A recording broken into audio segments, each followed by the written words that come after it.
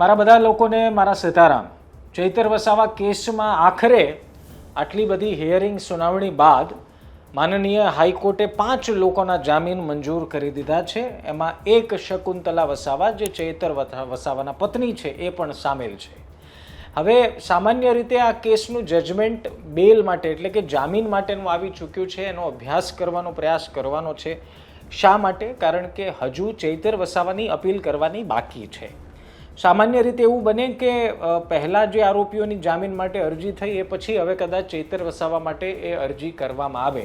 એવા કિસ્સામાં માનનીય હાઈકોર્ટે જજમેન્ટમાં કયા મુદ્દાઓ ધ્યાનમાં લીધા છે, એ 5 કાનૂની એટલે કે કાયદાકીય મુદ્દા કયા છે જેના આધાર પર જામીન મળ્યા, અને 5 શરતો શું રાખી છે. કારણ કે જામીન જે શરતો ઉપર આપી છે તો આ 5 આરોપીઓએ કઈ શરતોનું પાલન કરવાનું છે એવું વિસ્તૃત જાણકારી આ વિડીયોમાં તમને આપીશ.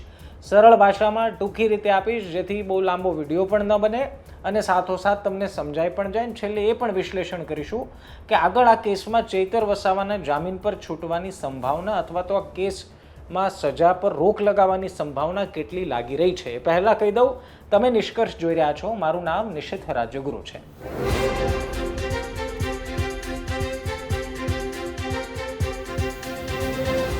મિત્રો, તમે બધા વિડીયો જુઓ છો, લાઈક પણ કરો છો, પરંતુ ઘણા બધા લોકો જે એવા છે જે આ ચેનલને સબસ્ક્રાઇબ કરવાનું ભૂલી જાય છે. સાવ સહેલું છે, એમાં કોઈ જીએસટી લાગતો નથી, કોઈ ચાર્જીસ નથી અને મફતમાં છે. નીચે સબસ્ક્રાઇબનું બટન છે, દબી દેશો તો આવા વિડીયોઝ તમને આસાનીથી મળતા રહેશે. તમને નોટિફિકેશન મારફતે અમે પહોંચાડતા રહીશું. વિડીયો પર આવીએ. સૌથી પહેલાં આપણે વાત કરીશું 5 કયા મુદ્દા છે જેના બેઝ પર, જેના આધાર પર માનનીય હાઈકોર્ટે આ 5 લોકોના જામીન આપ્યા. હવે આ 5 મુદ્દા સમગ્ર કેસમાં બધા જ આરોપીઓ રિલેટેડ છે કે નહીં એ તો માનનીય કોર્ટ નક્કી કરે, પરંતુ આ 5 લોકોની જે સુનાવણી થઈ, જે વકીલોએ દલીલો કરી, એમાં 5 મુદ્દા બહુ મહત્વના રહ્યા. એક મુદ્દાની વાત કરીશું અને ત્યારબાદ 5 શરતોની ફટાફટ વાત કરી લઈશું. સૌથી પહેલો મુદ્દો છે સીધો હુમલો ન કરવો.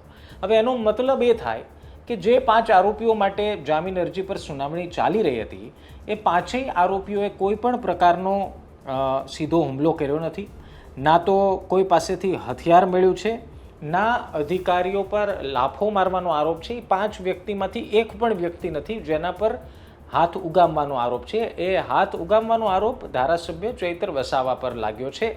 એટલે એક ગ્રાઉન્ડ બન્યું કે આ લોકો સીધી રીતે હુમલો કરવામાં કે હથિયાર રાખવામાં ઇન્વોલ્વ નથી. બીજો નંબર કે આ 5 લોકોમાંથી કોઈ મુખ્ય આરોપી પણ નથી. મુખ્ય આરોપી જેણે હવામાં ફાયરિંગ કર્યું, જેણે એક્સટોર્શન માંગ્યું એટલે કે જેણે પૈસાની માંગ કરી અને એ ધારાસભ્ય અને ધારાસભ્યના પીએ પર આરોપ છે સીધી રીતે. એટલે આ 5 આરોપીઓના જેના જામીન માંગવામાં આવ્યા એમાંથી કોઈ મુખ્ય આરોપી નથી. જેઓ જ્યારે આ ખેડૂતો છે જે માત્ર સ્થળ પર હાજર હતા, એટલે ધારાસભ્ય અને ધારાસભ્યના પીએ પર જે આરોપ છે હાથ ઉગામવાનો, હથિયાર દેખાડવાનો, ફાયરિંગ કરવાનો, પૈસા માંગવાનો, એમની આજુબાજુ એમની સાથે આ લોકો હાજર હતા અને એટલા માટે જ એમના પર પણ કેસ દાખલ થયો છે. ત્રીજો સૌથી મહત્વનો મુદ્દો કે અપીલમાં સમય લાગવો. હવે આ ખૂબ ઇમ્પોર્ટન્ટ ફેક્ટર છે જે માનનીય હાઈકોર્ટે નોંધ્યું છે અથવા તો એમનું આકલન છે. હાઈકોર્ટમાં મૂળ અપીલ જે છે એટલે કે સજા પર રોક, સ્ટે ઓન કન્વિક્શન, એની પણ અપીલને મંજૂરી મળી ગઈ છે. એટલે કે એડમિટ થઈ ચૂકી છે, પણ તેનો આખરી નિકાલ કરવામાં એટલે કે એ અરજીનો નિકાલ કરવામાં લાંબો સમય લાગી શકે છે. એ ગ્રાઉન્ડ્સના આધારે પણ હાઈકોર્ટે આ આરોપીઓને જામીન આપ્યા. સરળ ભાષામાં કહી દઉં તો મુખ્ય જે સ્ટે ઓન કન્વિક્શન એટલે સજા પર રોકની જે અપીલ છે એની સુનાવણી લાંબા સમય સુધી ચાલી શકે છે. અને માનનીય હાઈકોર્ટનું એવું આકલન હોઈ શકે કે કદાચ પણ કેટલાક વર્ષો સુધી કે કેટલાક મહિનાઓ સુધી અપીલ ચાલે અને ત્યાં સુધી આ આરોપીઓને જેલમાં રાખવા અને પછી કદાચ એ નિર્ણય પર આવે કે આમાં તો જે આરોપીઓ છે એ નિર્દોષ છે તો એમની સાથે ખોટું થયું ગણાય. એટલા માટે પણ જામીન પર મુક્ત કરવા જરૂરી છે અથવા તો જામીન પર મુક્ત કરવા જોઈએ. માનનીય હાઈકોર્ટે અપીલ સાંભળ્યા બાદ આ નિષ્કર્ષ પર આવ્યા. ચોથો મુદ્દો છે ઓછો જેલવાસ. એટલે કે આ જ્યારે 2023માં કેસ નોંધાયો એ બાદથી જ્યારે પણ ટ્રાયલ થઈ તો ટ્રાયલ સમયે પણ આ આરોપીઓ જે છે એ વધુમાં વધુ 1-2 મહિના સુધી જેલમાં રહ્યા છે અને મોટા ભાગે ટ્રાયલ દરમિયાન પણ આ આરોપીઓ જામીન પર જ હતા.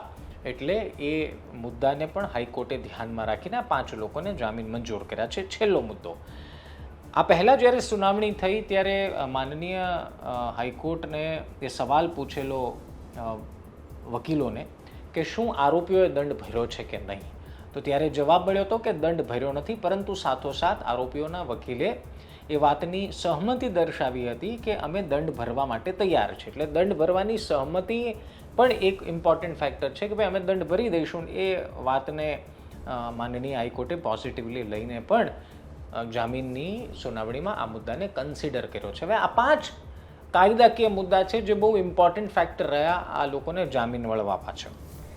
હવે ઇમ્પોર્ટન્ટ વાત એ છે કે ભાઈ 5 લોકોને જામીન તો મળી ગયા, શરતો શું રાખવામાં આવી છે, કઈ કઈ શરત રાખવામાં આવી છે કે જે આ 5 આરોપીઓએ ધ્યાન રાખવાની છે.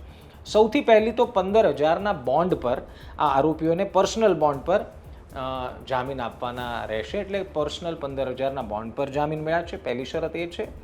બીજી શરત શું છે કે ભાઈ તે ગુનાહિત પ્રવૃત્તિથી દૂર રહેવું, એટલે કે બાકી કોઈ બહાર નીકળ્યા અને જામીન દરમિયાન અન્ય કોઈ પણ ગુનાહિત પ્રવૃત્તિમાં જો સામેલ થાય તો શક્ય છે કે આ જામીન રદ પણ થઈ શકે. એટલે કે આ જે 4 ખેડૂતો છે અને જે 5મા ચૈતર વસાવાના પત્ની છે એમના જામીન દરમિયાન જો એમના પર કોઈ કેસ દાખલ થાય અથવા તો એમ ફરી કોઈ ગુનાહિત પ્રવૃત્તિમાં સંલિપ્ત થાય, સામેલ થાય તો શક્ય છે કે હાઈકોર્ટ જે અત્યારના જામીન આપ્યા છે રદ કરી શકે છે. દેશ છોડવા પર પ્રતિબંધ, હાઈકોર્ટની પરવાનગી વગર આ 5 આરોપીઓ ભારત દેશ છોડી શકશે નહીં. ચોથો જે ઇમ્પોર્ટન્ટ પોઈન્ટ છે કે ભાઈ સરનામું બદલવું હોય તો મંજૂરી આવશ્યક છે.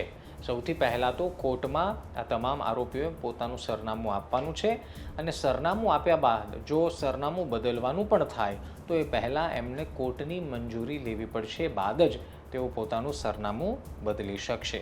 અને કોર્ટે 5મા મુદ્દામાં શરતોમાં લખ્યું છે કે જ્યારે પણ હાઈકોર્ટની આ કેસની સુનાવણી નીકળે ત્યારે આરોપીઓએ હાજર રહેવું પડશે. 5 મુદ્દા તમને કહી દીધા કાયદાકીય અને 5 તમને શરતો કહી દીધી. હવે મુખ્ય સવાલ કે ચૈતર વસાવાનો જ્યાં સુધી વ્યક્તિગત સવાલ છે તો હજુ સુધી એમની જામીન માટે કે એમના સજા પર રોક માટે, જો કે સજા પર રોકની એક ઓવરઓલ અરજી એડમિટ થઈ ચૂકી છે, પરંતુ એમની જામીન અરજી માટે હજુ સુધી કોઈ સ્પેસિફિકલી અલગ અરજી કરવામાં આવી નથી. ઘણી બધી વખત એવું બને કે લર્નિડ લોયર્સ જે છે એ આ પ્રકારના પહેલાં એમને મુક્ત કરાવે ને ત્યારબાદ એ કોર્ટનો મૂડ અને કોર્ટ કઈ રીતે આ કેસને જોવે છે એ જોયા બાદ મુખ્ય આરોપીના જામીન અરજી માટે અરજી ફાઇલ કરી શકે છે.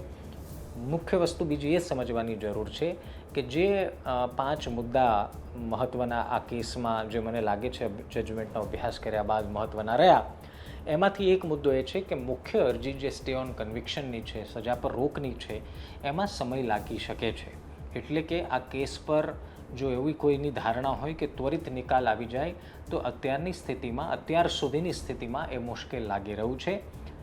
આ આખા કેસમાં અત્યારના હવે 9માંથી 5 ટોટલ 6 આરોપીઓ, આ પહેલાં શકુંતલા દેવી જે એક નવજાત શિશુના માતા તરીકે હતા અને એમને એ ગ્રાઉન્ડ્સ પર આ પહેલાં જ જામીન આપી દેવામાં આવ્યા હતા અને બીજા 5 લોકો, એટલે કે હવે 6 લોકોને જામીન મળી ચૂક્યા છે. ચૈતર વસાવા, એમના પત્ની, હજુ એક આરોપી જેલની અંદર છે, એટલે એની માટેની કોઈ અરજી હજુ સુધી ફાઇલ થઈ નથી. હવે જો અરજી ફાઇલ થાય તો શક્ય છે કે હવે મુખ્ય જે અરજી છે એની પર સુનાવણીની પણ શક્યતાઓ હવે આગળના સમયમાં ખુલી શકે છે. વ્યક્તિગત રીતે હું કે તમે કોઈ આપણે કાયદાના એવા કોઈ ઓફિશિયલ જાણકાર નથી, એટલે એમાં કોઈ ટિપ્પણી કરવી પણ યોગ્ય નથી.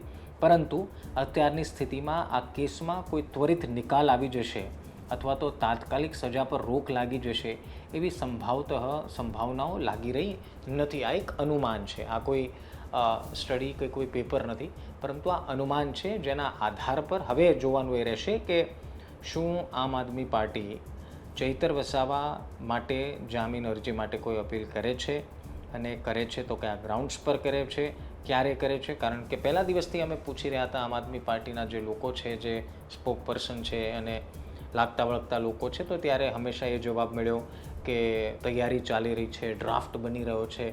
અને પછી થઈ તો એમના પત્ની માટે અને 4 લોકો માટે. પછી જ્યારે મેં એવું પૂછ્યું કે ચૈતર વસાવાની જામીન અરજી તમે ક્યારે કરવાના છો, તો એમણે એવો જવાબ આપ્યો કે ચૈતર વસાવા ખુદ એવું ઈચ્છી રહ્યા છે કે મારી પહેલાં આ લોકોને જામીન પર મુક્ત કરાવો અને પછી મારી અરજી કરજો. એટલે શક્ય છે કે હવે આ લોકો તો જામીન પર મુક્ત થઈ ગયા, હવે ચૈતર વસાવાની અરજી થઈ શકે છે. મને તો એક આમ આદમી પાર્ટીના નેતાએ તો એવું કીધેલું, ખબર નહીં શા માટે એવું કીધેલું કે ચૈતર વસાવાની અરજી થઈ જ ગઈ છે.